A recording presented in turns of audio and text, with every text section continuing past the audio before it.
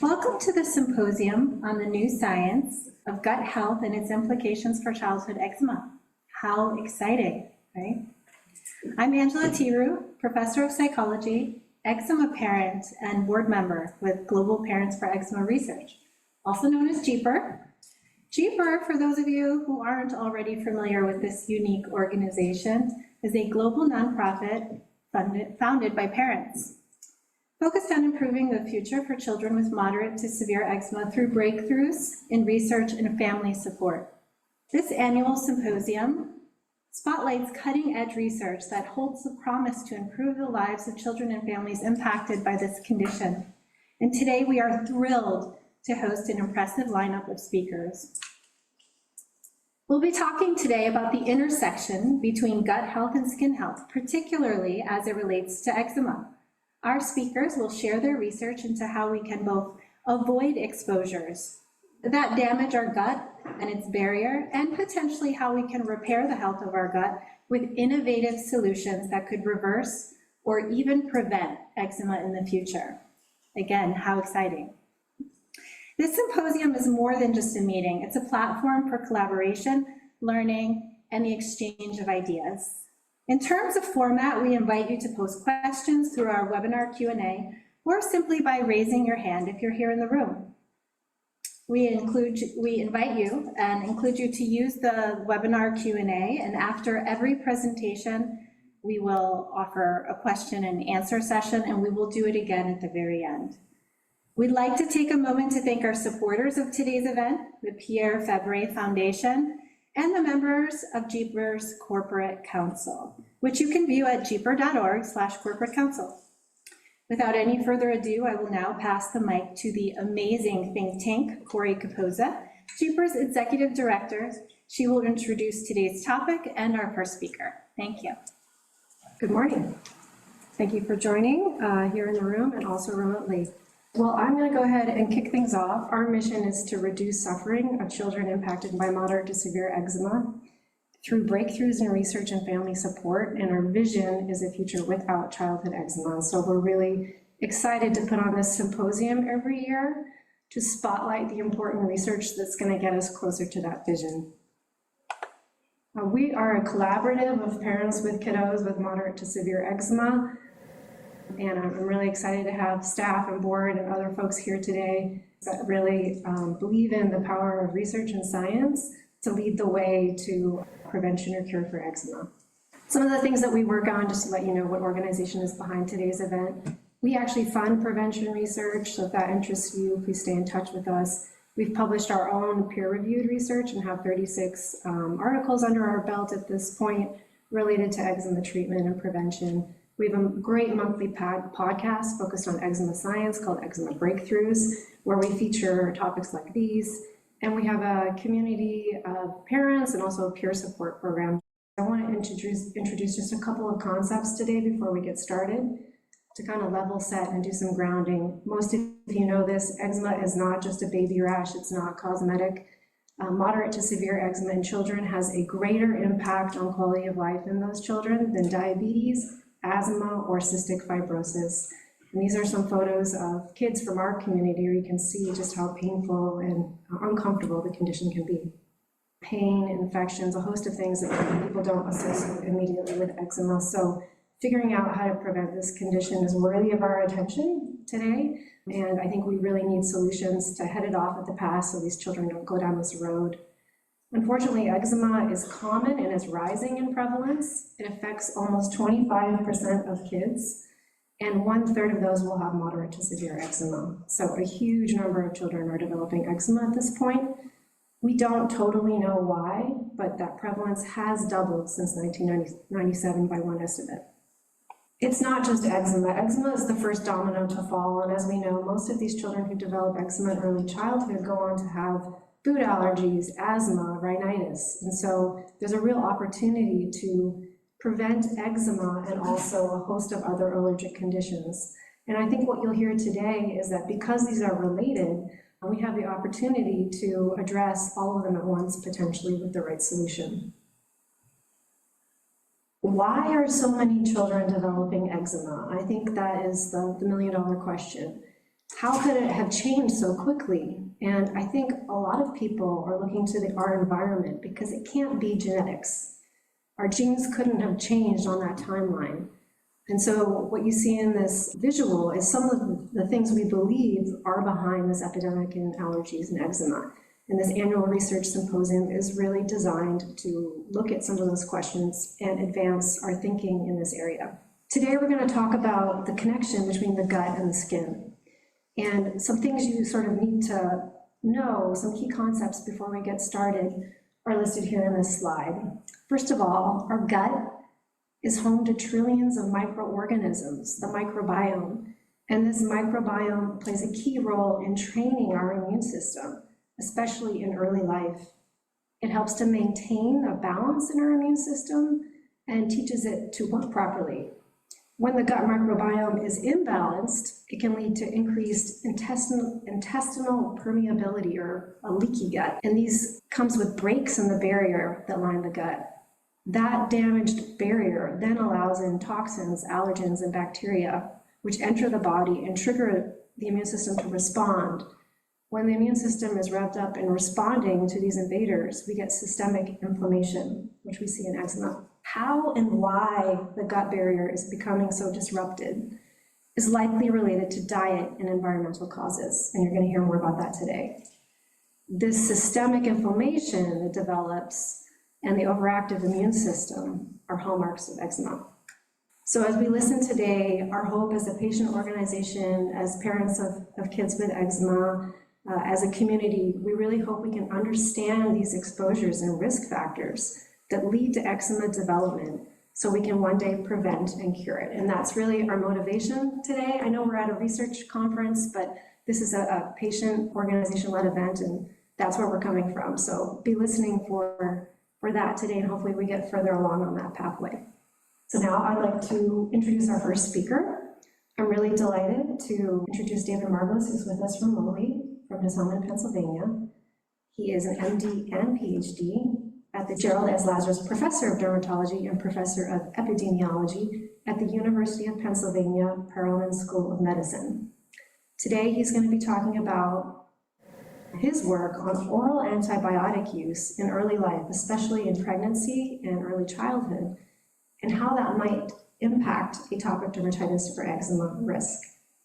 Thank you very much for the invitation to speak, and thank you very much for the kind introduction. So I'll be talking about today's antibiotic exposure and the risk of atopic dermatitis in childhood. Now, I'm an epidemiologist, so my approach may be a little bit different than others. And we're going to talk about large data sets and what we can gain from knowledge of those large data sets. And these are others who have helped me with these studies. So this is the disease, atopic dermatitis, which you're all familiar with.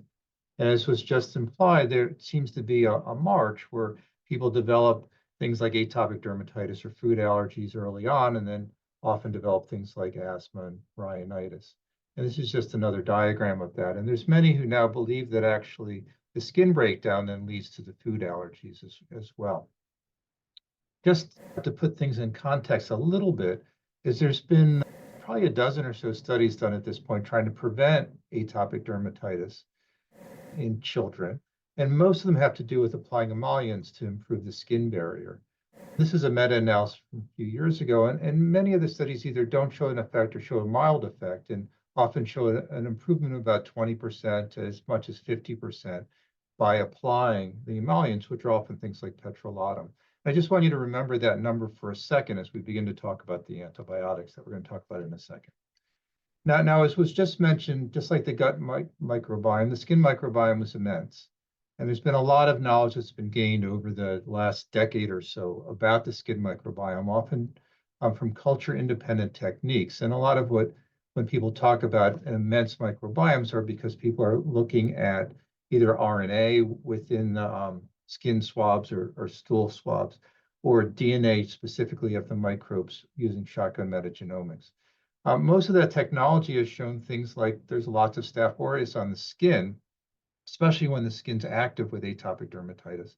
But overall, there's other organisms as well, like some of the other ones listed here, but they seem to be out of balance. When people have active atopic dermatitis, they tend to have more heterogeneous skin microbiomes, fewer different types of organisms. This was really one of the first nice studies that was done using a 16S technique to show that there's differences in terms of what's going on in the skin when people are active versus when they're not active. So one of the first studies that we did with a large population was actually looking at a data set that had about 800,000 pregnant women in it. And in the US, when you're pregnant, shortly before delivery, people often have a group B strep culture. It's usually a vaginal swab. And our idea was that if women with atopic dermatitis had different microbiomes, then perhaps we should be able to find this in a large administrative database where group B strep is actually coded. And in fact, women with atopic dermatitis who are pregnant were about 23% more likely to have group B strep. And group B strep often gets treated with antibiotics. There's been other people who have also tried to look at some of this as well. And this is a study, again, looking at large data sets showing that there were some differences between people who received antibiotics and those who didn't. And then this was our study, which actually looked at 1 million moms and babies. And we were able to link the moms' exposures to the babies' exposures and then see what actually happened to them. Now, as one might expect, and these numbers can be confusing to people, but the easiest way to look at them is that these are rates. And if it says 1.71, then somebody's about 71% more likely to have whatever the outcome is that we care about. And in this case, if a mom has atopic dermatitis, the baby is about 70% more likely to have atopic dermatitis. However, if she received penicillin during her pregnancy, and again, penicillin is often used for group B strep, that risk is about 60%. What's also interesting about this is if you looked at the moms who had atopic dermatitis versus those who didn't, this risk actually was higher in moms who didn't have atopic dermatitis to begin with. So it appeared to be an independent risk factor. The same was similarly true for the babies themselves.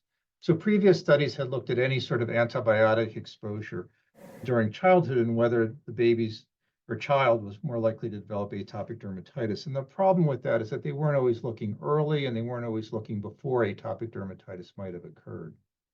Again, in this column, and again, I'm going to pick on penicillin because that has the highest risk here. If the child was exposed at any time in childhood, they were 80% more likely. However, if you go down here, we just sequester this down to the first 3 months, the first 90 days. And they were, in fact, 70% more likely to develop atopic dermatitis. So the exposure is very early in life. And this is a time frame where children are developing illnesses, but they're often viral illnesses and perhaps don't need antibiotics. And the same thing is perhaps true in here is that if they were born to moms who did not have atopic dermatitis, that risk was 70% versus 45% if they did. So again, the risk was higher amongst those who were born to moms who didn't have atopic dermatitis. So they weren't, let's say, genetically predisposed to developing it. So it appeared to be an independent risk. So I know we only have 10 minutes, so I'm going to be very quick here.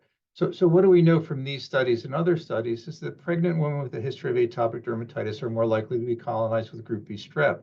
But what that's really confirming is the notion that individuals with atopic dermatitis, that their microbiome, skin microbiome, is persistently perhaps different than people who don't. It's been well known that pregnant women and infants are more likely to receive antibiotics. And there's been multiple studies that show women in pregnancy, especially later in their pregnancy because of group B strep, up to 60% of women will receive antibiotics, often penicillin. And anywhere from about 10 to 40% of children, infants, will receive antibiotics in the first 3 months of life. The risks appear to be greatest during specific periods of time for the children, but any time in utero appears to be at risk during pregnancy. And this begins to beg the question is whether or not we could do something to prevent atopic dermatitis that has a similar effect as the Vaseline studies or moisturizer studies. Why do we talk about antibiotics and stopping antibiotics since everybody views them as being sort of life savings and saving diseases? Well, there's been campaigns in the US and in Europe for at least the last 20 years with concerns that antibiotics are being used to treat diseases that they don't treat. This is especially true in children with ear infections. and that most of them are viral, or sore throats, and that most of them were viral, and the antibiotics aren't going to do much at all. We also have a little bit of confirmatory information from lab studies where we could show that mice conceived in germ-free environments, that their skin barriers are delayed in terms of development. And we can create the same delay by taking a mouse that's not born in a germ-free environment and exposing them to antibiotics. So it does appear to have some sort of direct effect. And with that, I think my time is up, and I thank you all for your participation, and I thank you all for having me here today. And I will unshare my slides.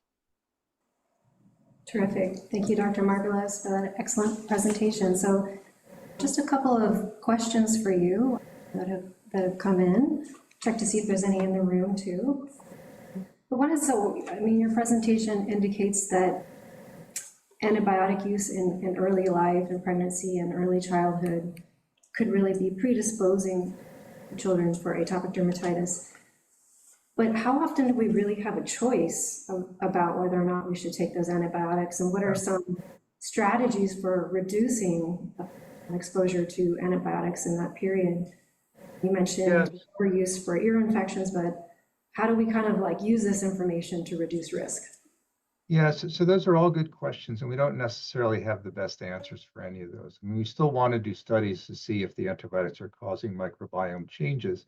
Our hypothesis that they are, but we still need funding to actually show that. Having said that, the same questions have been asked over the last 20 years.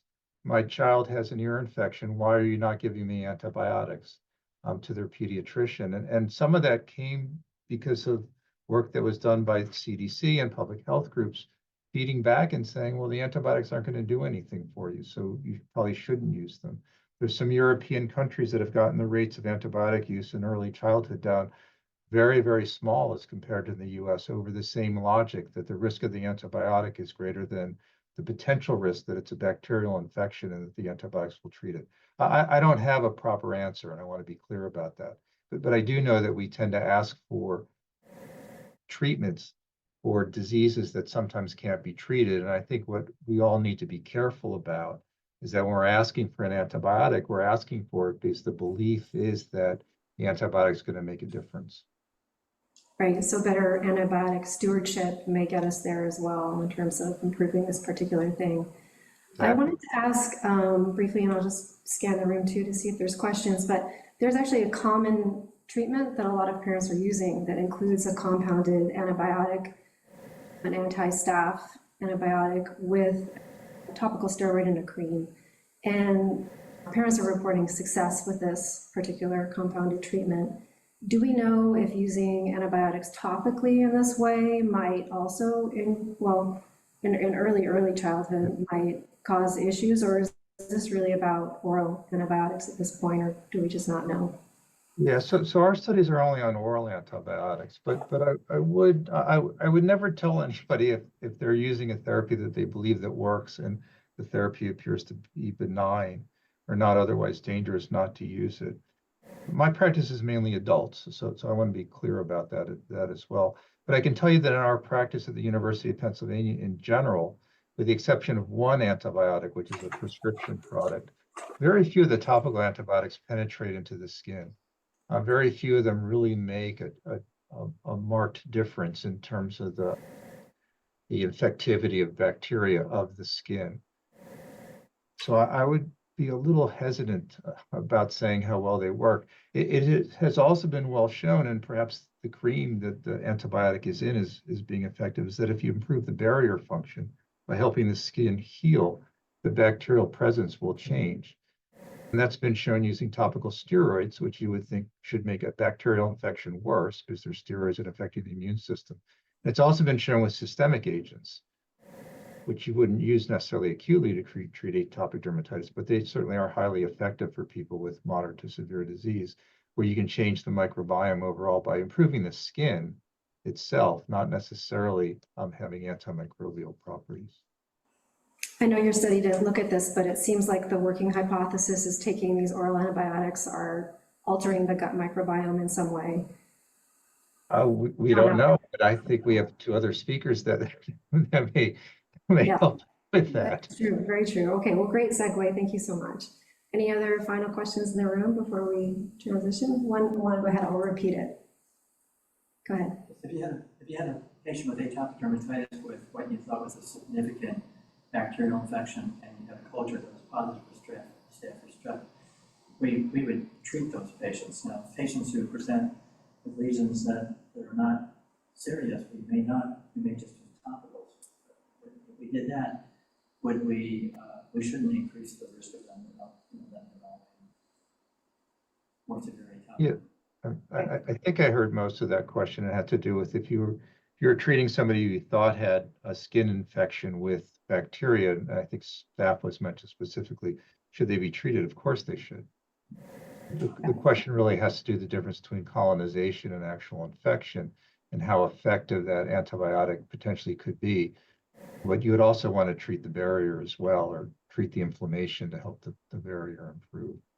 So. Yeah, and I think it's an important distinction between taking oral antibiotics before a child has eczema versus using them once they do have eczema. So point well taken. Well, terrific. Now I'll introduce our next speaker, Nikole Kimes, PhD, who is joining us from Siolta Therapeutics. She is the founder and CEO, and she's going to be talking to us about her biotherapeutic products for the prevention of allergic disease. Really, I think, an exciting strategy that she's going to share with us. Great. Thank you very much for the opportunity to be here. It's an honor and quite thrilling to talk to parents and patients themselves. I am a scientist by training and have co-founded Siolta Therapeutics with my mentor, Dr. Susan Lynch, who remains a professor of microbiology at the University of California, San Francisco. And we are developing live biotherapeutic products for the prevention of allergic disease, a term that I will come back to and give you a little bit more insight to why we use that term. I want to start very briefly with the power of the microbiome. I hope most of you recognize that the microbiome it does not only include pathogens, but includes lots of very important microbes to human physiology. And you are actually only half human. The other half of your cells in and on your body are microbial cells. But even more importantly and exciting than that is if you actually look at the gene content of our microbiome, it represents 100 times more genes than your human genome, which is why it has such an outsized impact on so many parts of human physiology, including our immune systems, our neurological development, and very importantly, the way we metabolize nutrition, which impacts all of these other things. One note as to why I use the term live biotherapeutic products, and that is because that's what the FDA deems us. It is very important to recognize that the FDA regulates products based on their intended use. In probiotics, which most of you would know as products in the grocery store, are regulated as food dietary supplements that target healthy populations. If you are looking at a product that is used to diagnose, prevent, treat, mitigate, or cure disease, the FDA sees those as drugs or biologics. And that means that we're held to a much higher standard for both manufacturing as well as safety and clinical development, which in our case, going after prevention in infants, we thought was a really important aspect of development. So let's focus on the problem at hand, which you all know much better than anybody else, is the increasing incidence of allergic disease. And David talked about the atopic march. And what I wanted to highlight here is that these allergic diseases all have a common biological underpinning. So allergen is introduced to the system, and the adaptive immune system results in producing IgE antibodies. And upon re-stimulation with that allergen, those IgE antibodies then kick off an innate immune cascade of inflammation. And this can happen locally on the skin in atopic dermatitis, but it also occurs systemically. So this is happening in the gut as well. Over the last couple decades, we've established that there are many early life exposures, as were mentioned, that are associated with allergic disease. And these exposures are all known to impact the gastrointestinal microbiome. So we do see antibiotic use and formula feeding, cesarean section births, also a lack of exposure to pets. All of these have an impact on the developing gastrointestinal system. For us, that meant that there's a glimmer of hope in that the microbiome might actually move us towards causation. So Dr. Lynch, in her early work, was able to start showing not only that there is a microbial association with the development of allergic disease. So in healthy infants, we see organisms that are keystone early species that really help pave the way for the diversification that happens over the first 3 years of life. And many of these species are lacking in the most at-risk infants. Inversely, we actually see an increase in opportunistic fungal pathogens in those infants. But even more importantly than just what microbes are there, we really started to be able to drill into some of the mechanisms. And what we know is that microbial perturbations are causing metabolic dysfunction. So we take in food and our microbes process this food into different molecules that then have different impacts on human physiology. And one example is linoleic acid, depending on what microbes are in the infant's gastrointestinal system, can either be oxidized into inflammatory molecules or biosynthesized into polyunsaturated fatty acids. So it's not just the food going in, it's the microbes working with the food. And we started seeing these consistencies across different global studies, which made us really want to focus on translating this knowledge into an actual solution. And that's when we decided to found Siolta Therapeutics, because we didn't see any pharmaceutical companies really going after this approach, whether it be prevention or using the microbiome as a therapeutic tool. So we always started with clinical data.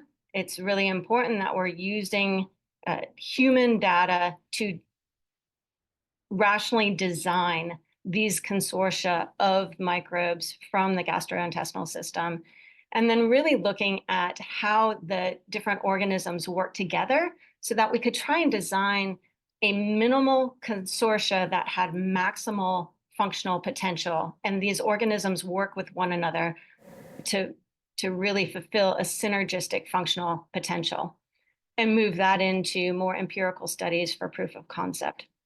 In the case of the early animal studies, we were able to induce allergic inflammation while providing oral supplementation of those missing microbes that I have mentioned previously. And in these animal models, we really focused on the IgE mechanism of action underlying allergic disease. And we're able to show that we can impact and mitigate the downstream inflammation. What was even more exciting was when we started recognizing that we were actually impacting upstream of that and able to deplete the IgE that is produced during this. And even further upstream, we could show that we are rebalancing the immune cells that typically drive a Th2 allergic response. And with that, it really made us start to believe that we could look at prevention using this type of model. And that's when we went to the FDA, and they got it. They understood, number one, the need, and number two, the potential for fulfilling that unmet need in a relatively safe manner. So our first in human studies that we went into, these are simply safety studies, but we did these in adults, adolescents, and children down to the age of 4. They were treated for 4 weeks. It was placebo-controlled, blinded, to establish the different safety endpoints. And what I want to point out here is not that there was clinical outcomes, but we were able to show that by impacting the gastrointestinal microbiome, we are impacting metabolic changes, and we could see biomarkers of reduced inflammatory signaling. So with that, the FDA gave us permission to move into what is our current phase 2 proof of concept study in newborn babies. This is for the prevention of allergic disease, including atopic dermatitis. We do also include food sensitization and atopic wheeze. In our clinical endpoints, we treat over the first year of life. It's an oral supplement that's taken daily. And then we follow these children out to the age of 2. And we will be looking at both incidence and severity at 1 year of age for initial prevention and at 2 years of age for durability.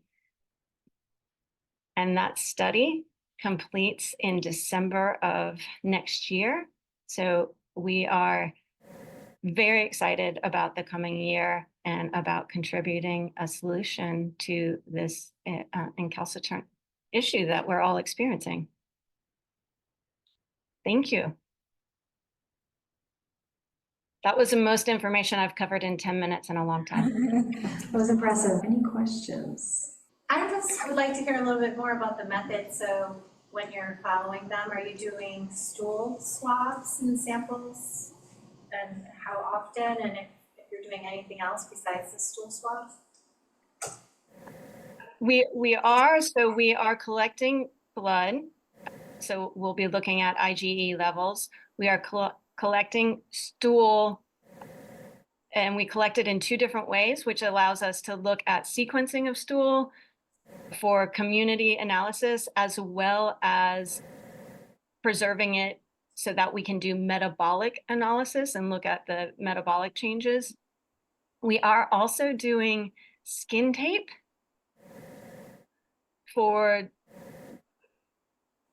looking at different RNA sequencing and different cytokines associated with atopic dermatitis as well. And then the clinical endpoints, of course. That's stool, skin, and blood, along with the clinical endpoints, which I have to tell you, it's been very interesting to learn how clinical development is often done. And I'm glad I'm an academic, because I can tell you, people say simplify and don't include all of these things, because it does make a trial harder. It makes it harder for the participants, right? That's a lot for parents to have to do in the first year of life, but it will be immensely informative in an emerging field where we are desperate for data. So I greatly appreciate everybody bearing with us and providing such samples. Yeah, and a couple of questions coming in the Q&A for you. I don't know if you can see those, but one was wondering how you account for dietary differences. So these babies are eating different things that may impact separately their gut. Yeah, so we do follow diet. And one of the good things about the first year of life is the dietary variability is at least reduced compared to adults or older children. But we do have questionnaires that are filled out. We actually are randomizing based on the intention to breastfeed versus formula feed.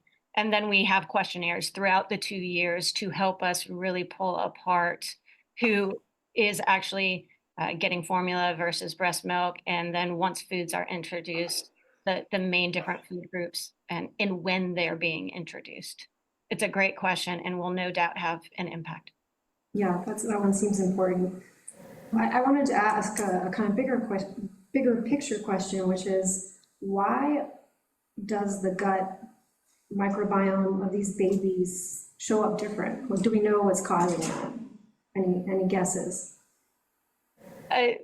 We don't know definitively, but much like David mentioned, and you mentioned earlier, Corey, we know it can't be, well, we know it's not solely genetics, right? we know that all of these different environmental exposures are having an impact on the development of the gut microbiome early on. So we would say the vast majority of this is really from environmental exposures. There's also familial exposures, whether that's, we typically think of moms, but really families in general, whether it be siblings and dads, they also have an impact. But, you know, one could certainly posit an allergic mother is going to seed a different microbiome, a vaginal microbiome, because they are experiencing systemic inflammation as well. So environmental exposures and familial microbiome exposures would be the top two in my, if I were a Benton woman. You have to guess. Any questions in the room? Okay, I think we'll move on to the next speaker. Thank you so much for your excellent presentation. Well, I'm thrilled to introduce our next speaker, Dr. Rima Rachid. She is Director of the Immunotherapy, Allergy, and Asthma Program at Boston Children's. And she's also an Associate Professor of Pediatrics at Harvard's Medical School. She's going to be talking to us about also a very innovative sort of frontier, I think, strategy, which is fecal microbiota transplantation for allergy prevention. So thank you so much for joining us, and we can see your slides, so please take it away. Thanks very much for having me. I'm really happy to be here with you today. So we're going to talk about the interventions to restore the gut microbiome. You know, we're going to emphasize particularly the role of fecal microbiota transplantation. These are my disclosures.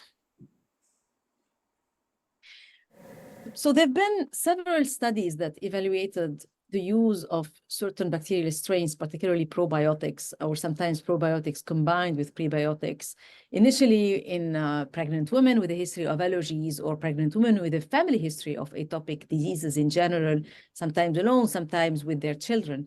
And they have led to conflicting results, with some studies showing no effects on eczema and others showing possible effects of eczema at around the age of 2 in these infants. There's also studies that were done in infants alone that did not show any effects on atopic disease. So there is, however, significant evidence now that the gut microbiome plays a major role in the development of food allergies. And initially, these studies involved observational studies where stools is taken from healthy babies versus food allergic or maybe just sensitized babies. And there is a comparison using 16S RNA sequencing between the healthy babies and the food allergic babies' microbiome.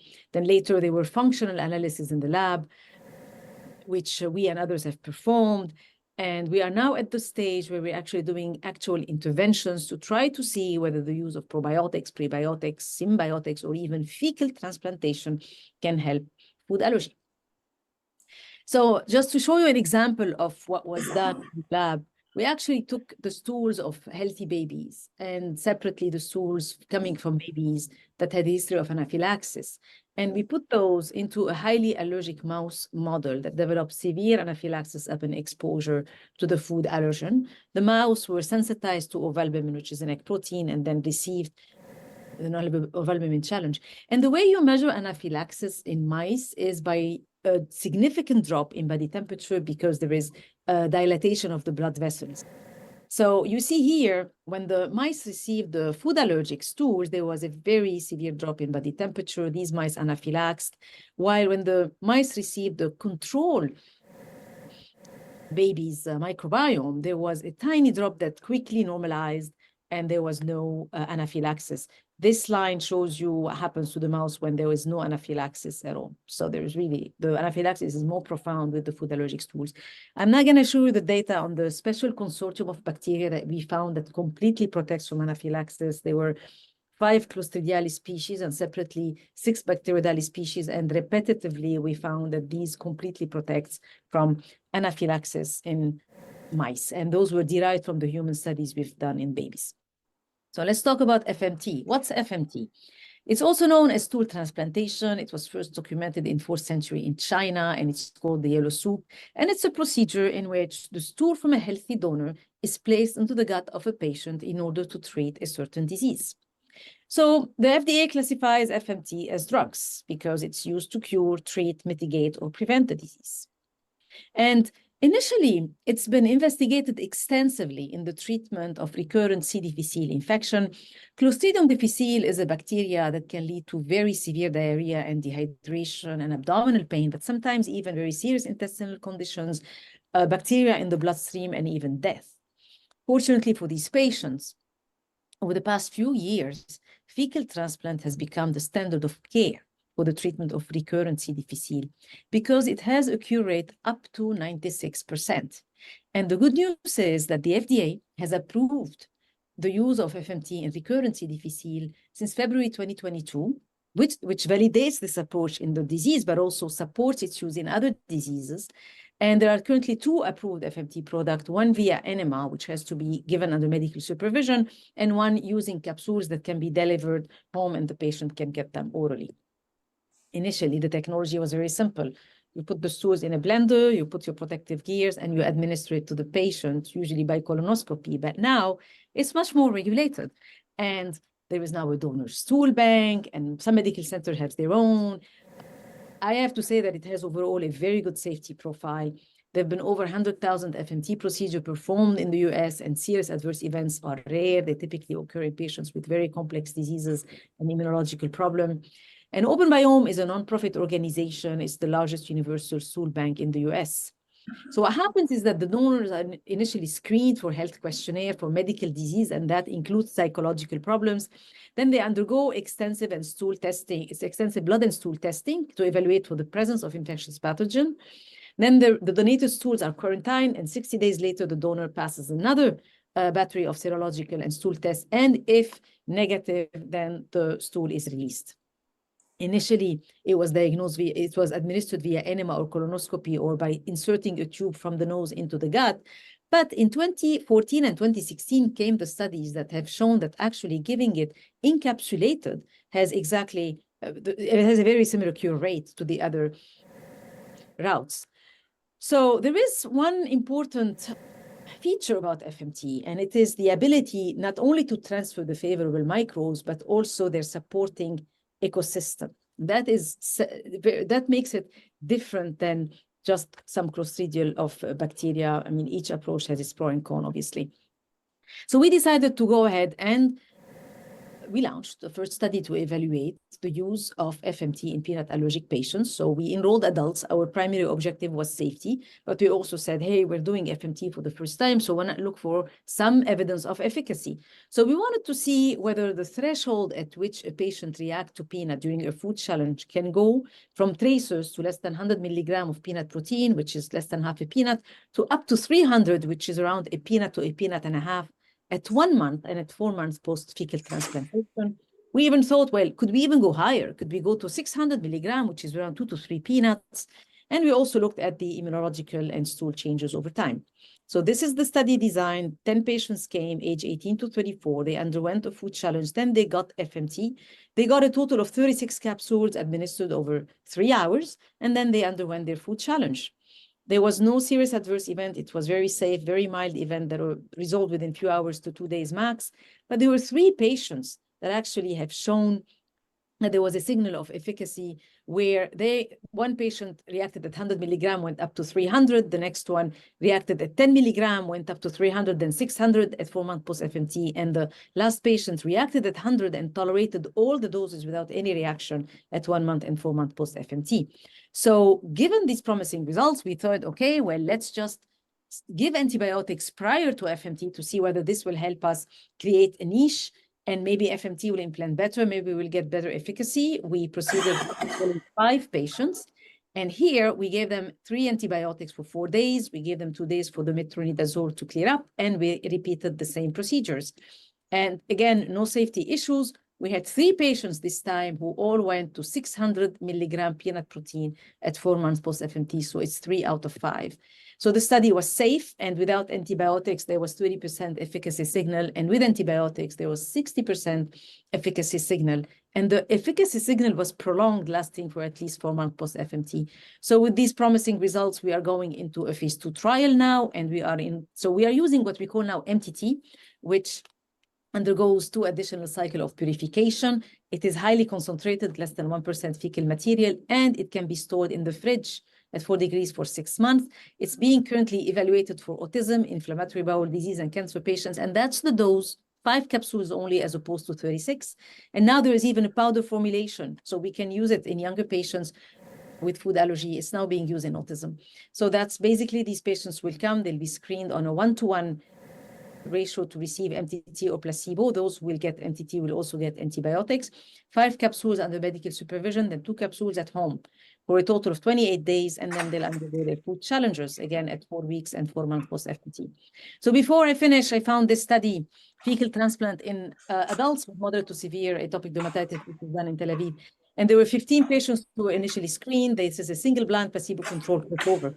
These patients received initially placebo at week 0 and then at week 2, and then they received active doses of FMT at week 4, 6, 8, and 10, and they were evaluated at week 12 and 18. And of the 15 patients, only 9 completed the study. They had an average score of 51.2, so 4 had moderate and 5 had severe atopic dermatitis. Interestingly, 2 improved just from placebo, and at week 12, 7 of 9 patients had a drop in their scores. These are the 2 patients who improved after placebo and continued to improve. These 2 patients had a flare at week 12, and these 2 patients had flares at week 31 and 42 and needed a 5th transplant, but the others had a continuous decrease in their scores. These are the scores. And this is how they improved. This is patient number 12. This is after placebo, and this is after FMT. This is again after placebo, and this is after FMT. That's also these patients after placebo and after FMT. And these are my acknowledgements, and I'm not going to go into the detail, but thanks for everyone who participated. It really takes a city, not a village, to do these trials. Thank you. Terrific. Thank you for that fascinating overview.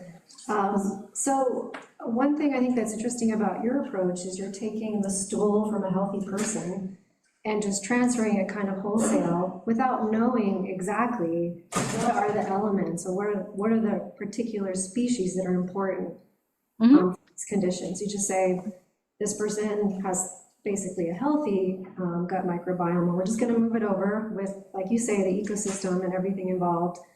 And we don't sort of need to know who are the good actors here making the difference. But do you have a sense for, what is the right footprint that you might be looking for in somebody's gut microbiome to choose the stool sample that might offer the most benefit? I know there's like billions of things to tease out there, but how close are you to sort of knowing whose gut to mine in order to improve the one of somebody else? Okay, thanks. I get this question all the time. So, when we did initially the study evaluating babies who were food allergic versus control, we had at the time 156 babies in total that we followed longitudinally for 30 months. That was the largest study, and this was published in Nature Medicine. And this is where we were able to extract few Bacterostridialis and Bacteroidealis species that seem to treat food allergy beautifully in mice.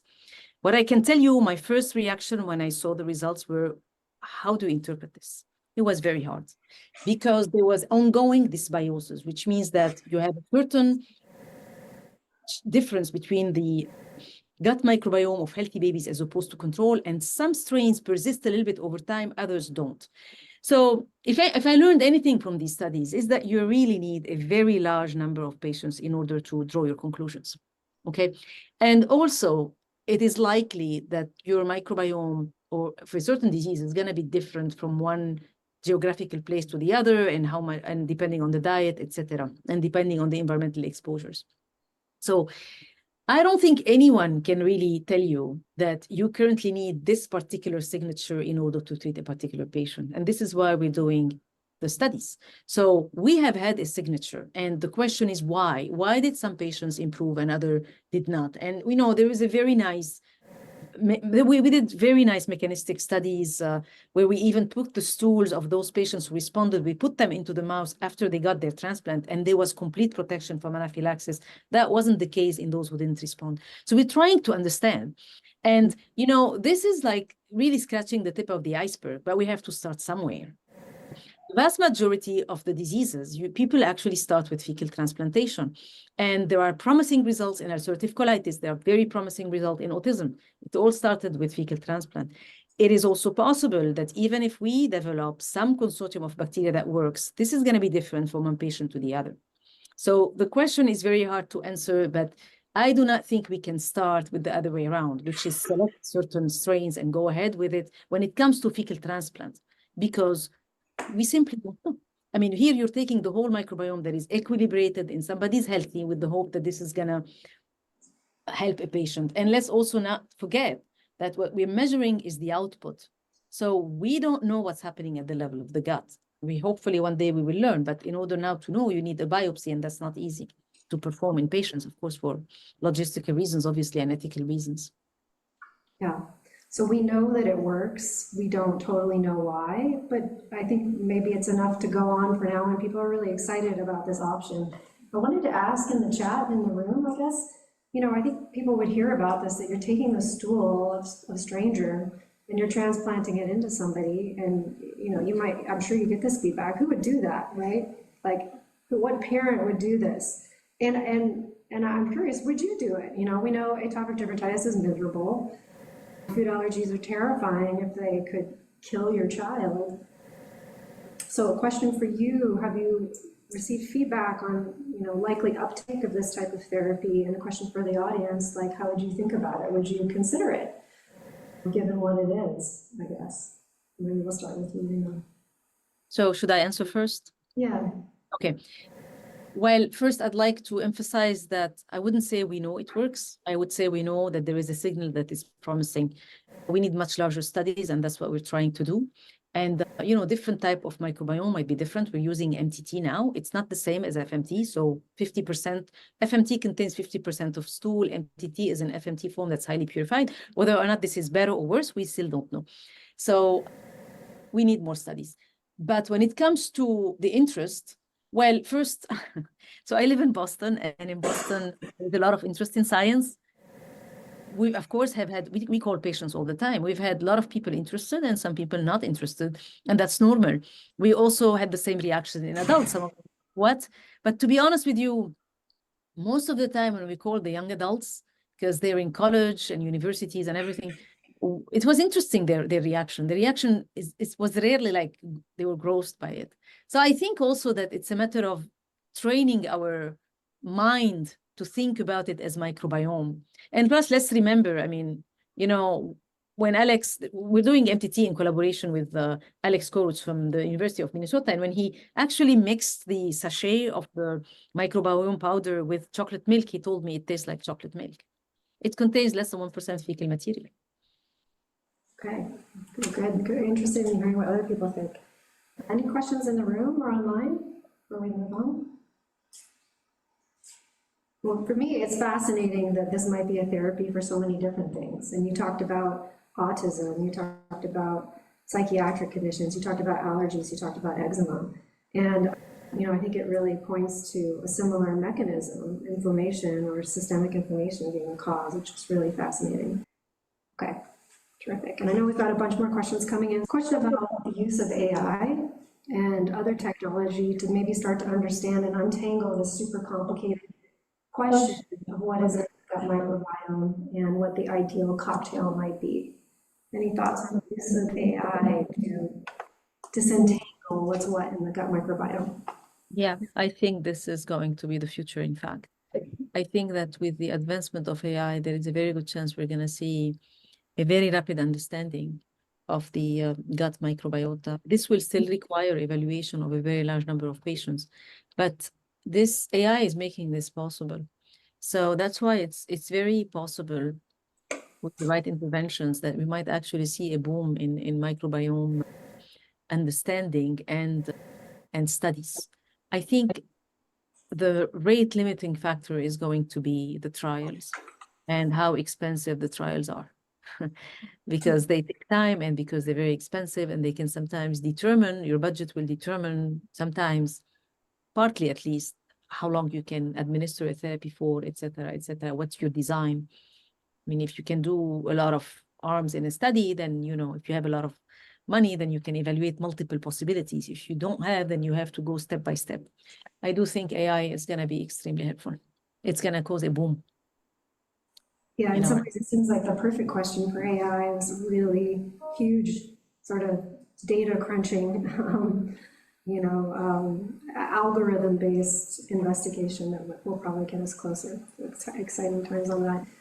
I think that's a great segue to our next speaker. So thank you very much for your time, and I'll introduce our final speaker unless there's another question about FMT. Terrific. Well, before I introduce our final speaker, who really needs no introduction, he's a titan in the field, editor of Allergy, and from the Swiss Institute of Allergy, Dr. Cezmi Akdis. I wanted to just introduce a couple of concepts for folks on the phone. He's going to talk about the epithelial barrier.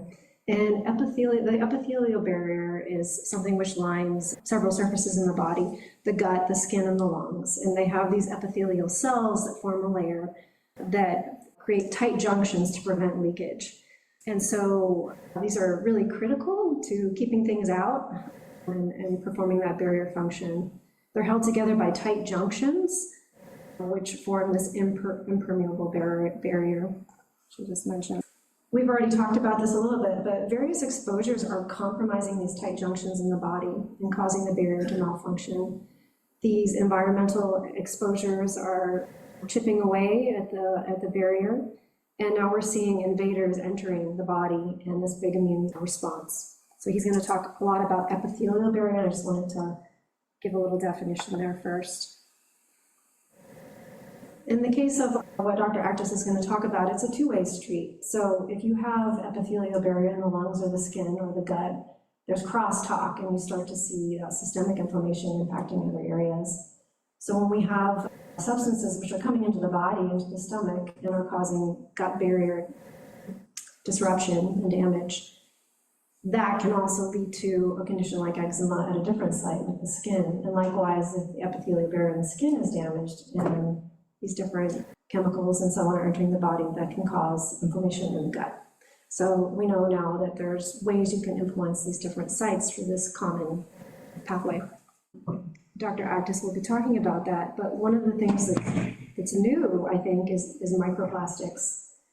Just this huge number of plastic particles that are in the environment and are making their way into our food, into our water. We're even breathing them, they're that small. We don't know what the impact is on the body, but we suspect it's causing inflammation. So that could be a contributor to these type 2 inflammatory conditions that we're seeing. The other one, I think that's a key culprit, is additives in food and packaged food, emulsifiers, preservatives that are degrading the gut microbiome and causing some of these epithelial barrier changes that we're talking about. There's been explosion in additives to food that are impacting the gut barrier. And Dr. Akdis will point out the timelines for that and how both of these things are coinciding with this epidemic in allergy and in atopic dermatitis. So suggestive that those are both playing a pretty critical role. And then thinking about what are the different things we can do to repair the gut barrier and to avoid the development of these conditions. Can we stop this over time? And some of these are not avoidable, unfortunately, like microplastics. They are pretty much everywhere at this point. But really thinking about how choice of foods and diet can play a role, as avoiding things with preservatives and additives can restore the gut microbiome.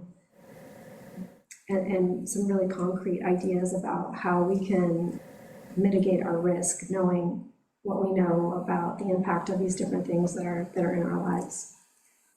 Here's our next speaker, Dr. Cezmi Akdis. He's director of the Swiss Institute of Allergy and Asthma Research in Davos, Switzerland, and the editor-in-chief of the journal Allergy.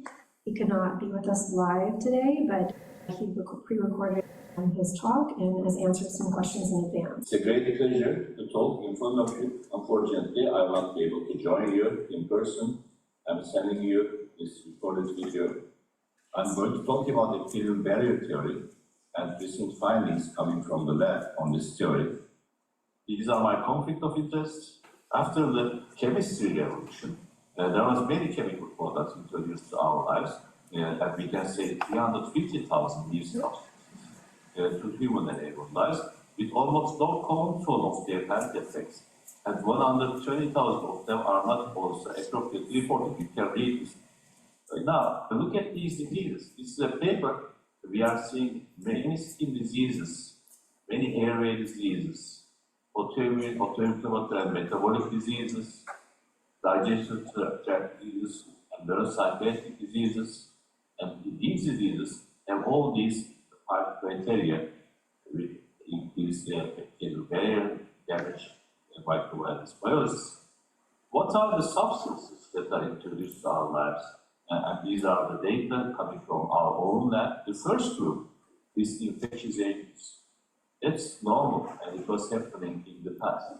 But there is a new thing which is very important, is the cleaning products, laundry and dishwasher detergents, surfactants, shampoos and body cleaners, household cleaners, toothpaste.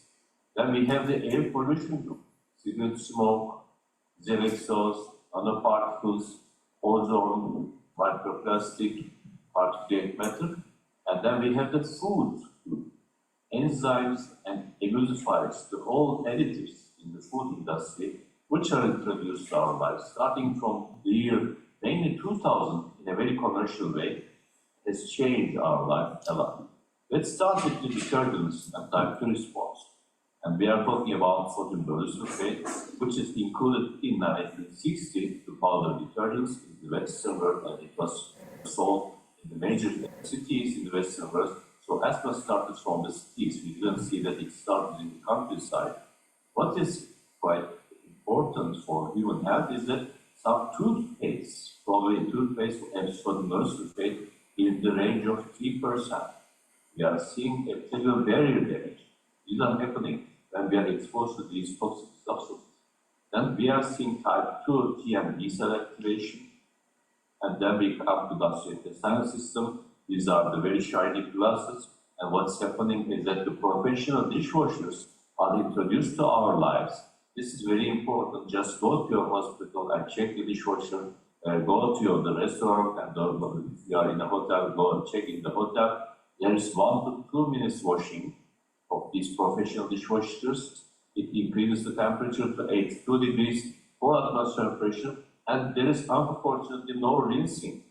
And the rinse aid is added in the last 20 seconds of the washing, and it is dried on the shiny glasses, cutlery, dishes, and the toxic rinse aid, alcohol ethoxylates, are responsible for a strong toxicity. We are exposed to this in a very bad way. The other point is packaged food emulsifiers, preservatives and surfactants. The commercial aim in food packaging and also making processed food is to extend the shelf life and prevent the separation of the liquids. And the mechanism here is to kill fungal growth and bacterial growth and provide a thickening effect.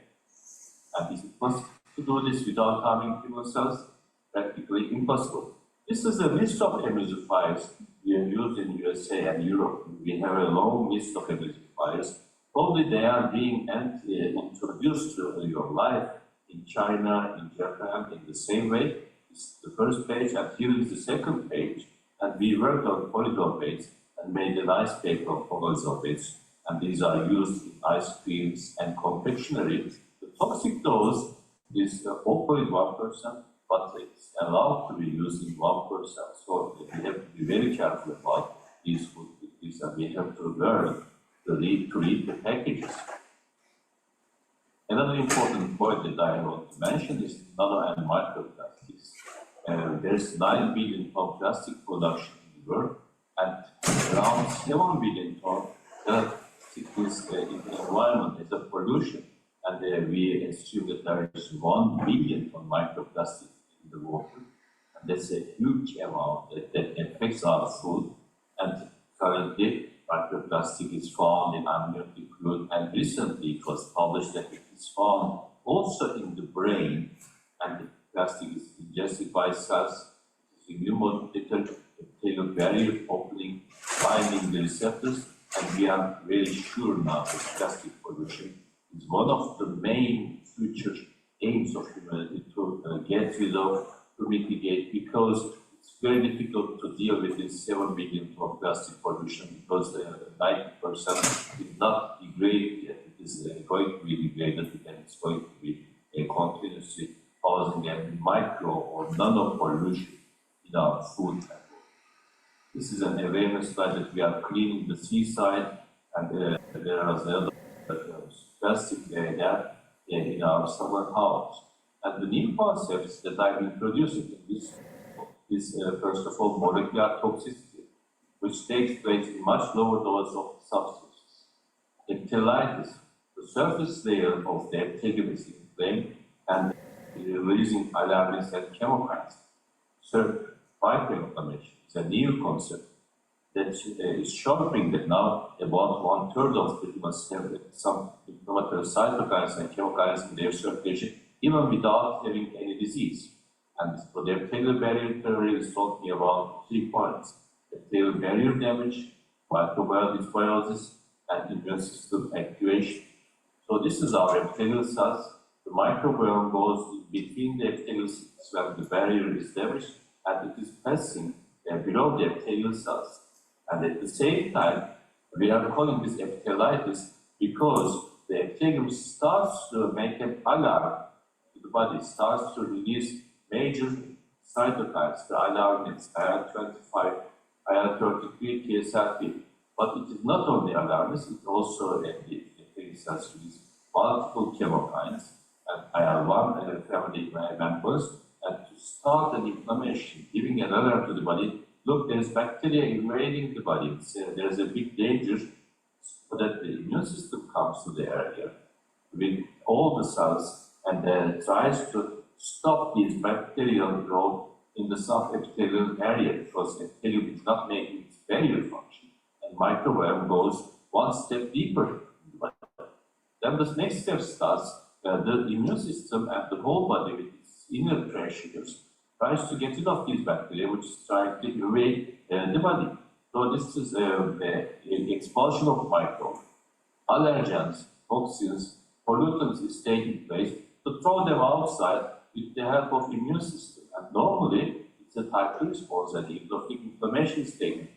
And the main aim, I assume, is to avoid sepsis, because these bacteria can cause sepsis because there's also opportunistic pathogens in them. There's Staphylococcus, there's Moraxella, there's Haemophilus, there's Pneumococcus. All of them can make sepsis, so that you have to get rid of them. And in barrier broken individuals, this mechanism is taking place, which makes a disease. When we look at asthma, this is asthma, what we are seeing here, with the microbial dysbiosis, barrier defect, and eosinophilic type 2 inflammation. Same in chronic rhinosinusitis, same in eosinophilic esophagitis. At the same time, there is a detectable autoimmunity and neuroimmune interaction. And here we have the final slide. The epithelial barriers is damaged, exposure to barrier-damaging toxic substances, and with genetic reasons. Genetic reasons play a role in around 1 or 2% of all the patients, but the environment plays a role in the rest, which increases the prevalence to more than 20%. Colonizing of opportunistic pathogens is taking place with virus, Moraxella, and we have almost no cases of atopic dermatitis without the virus. And we see translocation of microbiota to subepithelial areas and immune response to commensals and opportunistic pathogens. Microbial dysbiosis and decreased biodiversity is taking place, and the comments, the good bacteria in the body are decreasing. And inflammation in the epithelium and chronicity is taking place, and effective epithelial barrier healing capacity of the epithelium and chronicity. All of these are important in these mentioned 68 diseases, 2 billion allergic autoimmune neurodegenerative patients, and there is direct toxicity of the environmental substances. Epithelitis, in summary, we see the expulsion response, we see the circulating inflammation, and we see the epigenetic changes to make these diseases a chronic disease. That was our final presentation today. As you think about this topic, what are the key questions that we need to answer in the near term in order to be able to address those changes in the gut that will hopefully impact skin health as well? What are those key research questions that need to be answered now?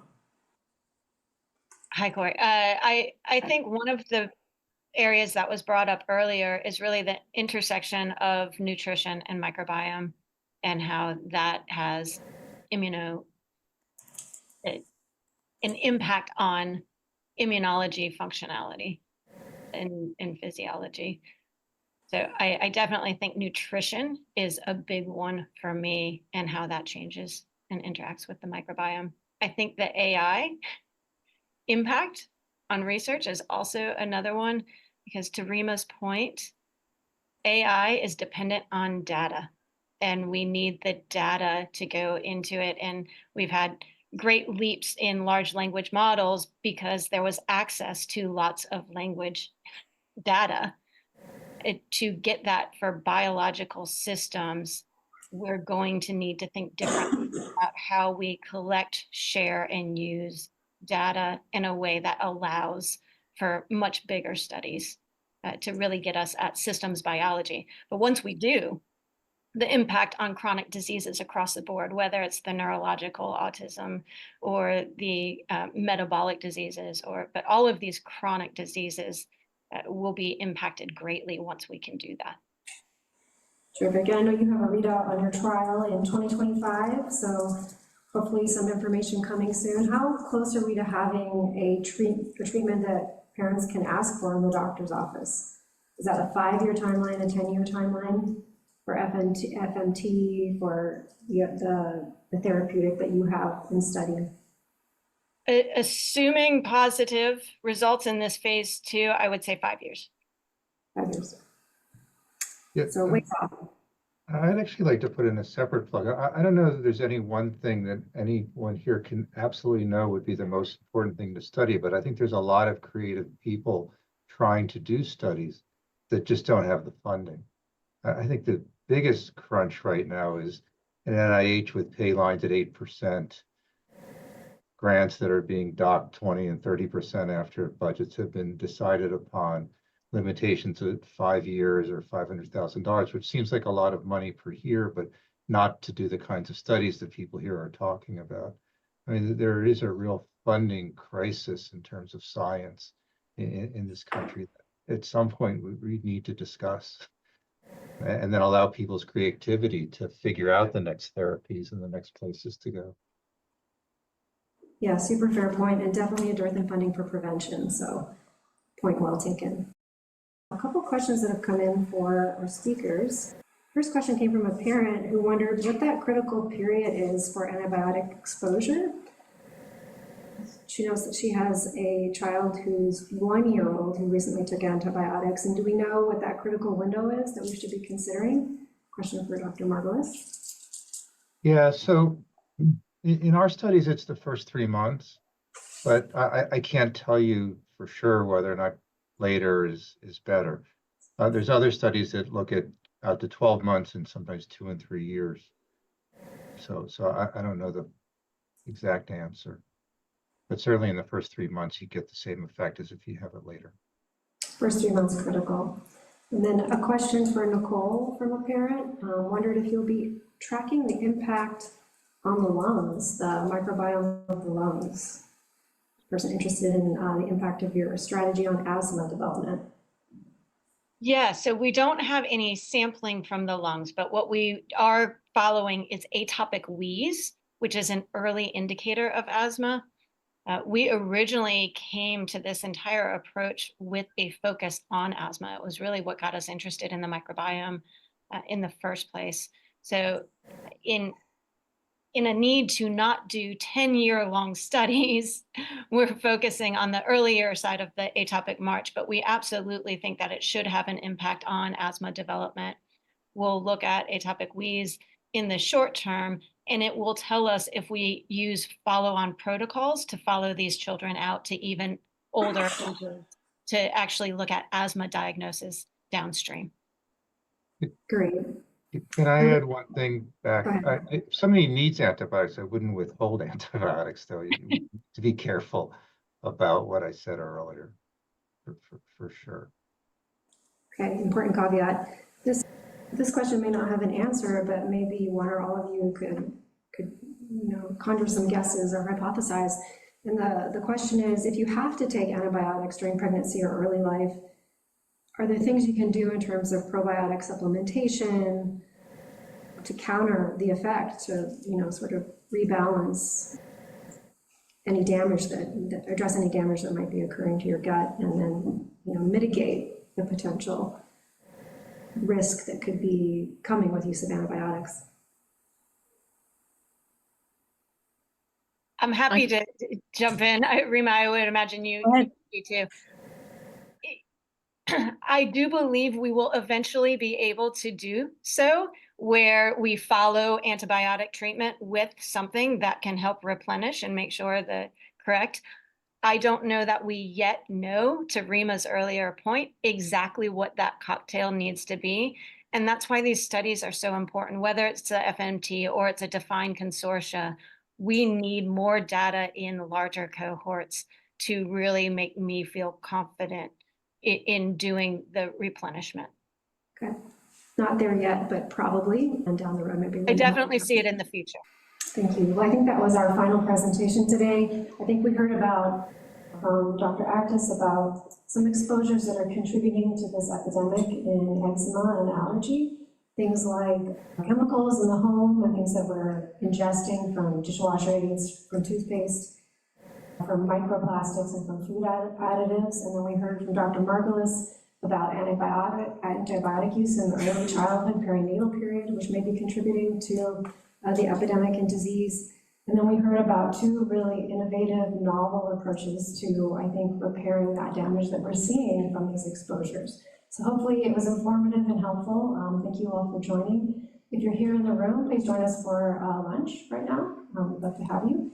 And if you're with us remotely, please sign up for our newsletter to hear about events like these and ways to stay connected with our organization. So with that, thank you so much to our speakers, and please join me in thanking them for their time today. Thank you, Corey. It was great. Bye, Nicole.